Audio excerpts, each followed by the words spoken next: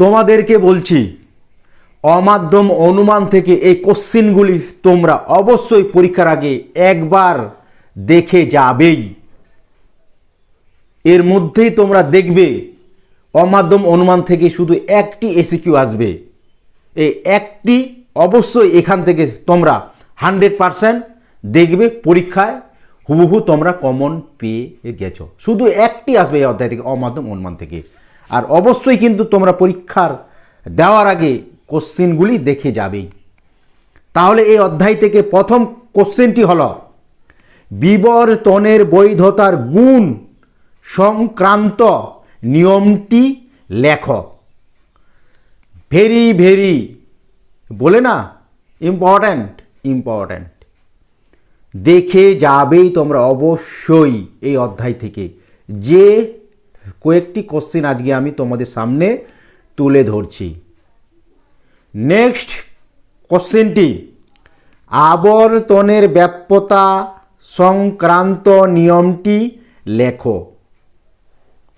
দেখে নিবে তোমরা, আসবেই।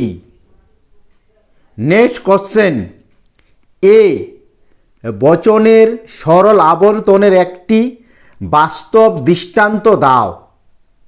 দেখে নিবে, এটাও দেখে যাবে।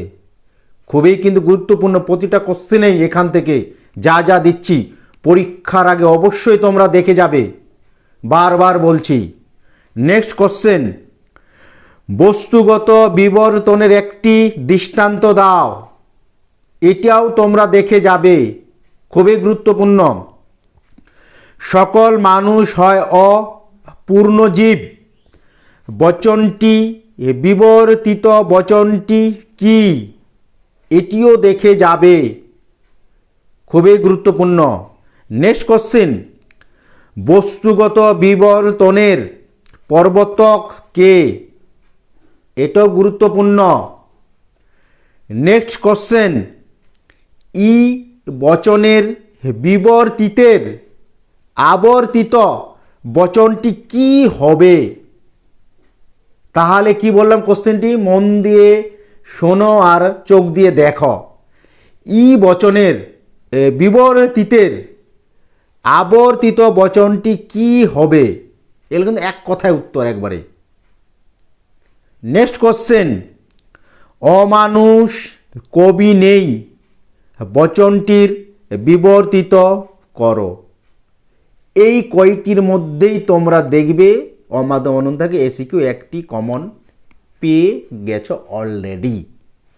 আর যারা নতুন দেখছো তোমরা সাবস্ক্রাইব করছো না, কিন্তু ভিডিওগুলি দেখছো। আর যারা সাবস্ক্রাইব অলরেডি করে দিয়েছ তাদের দিল থেকে থ্যাঙ্কস বা ধন্যবাদ। ওকে, আর লাইকটি তোমরা অবশ্যই দিয়ে দেবে। তাহলে দেখা হবে তোমাদের সাথে নেক্সট ভিডিওতে।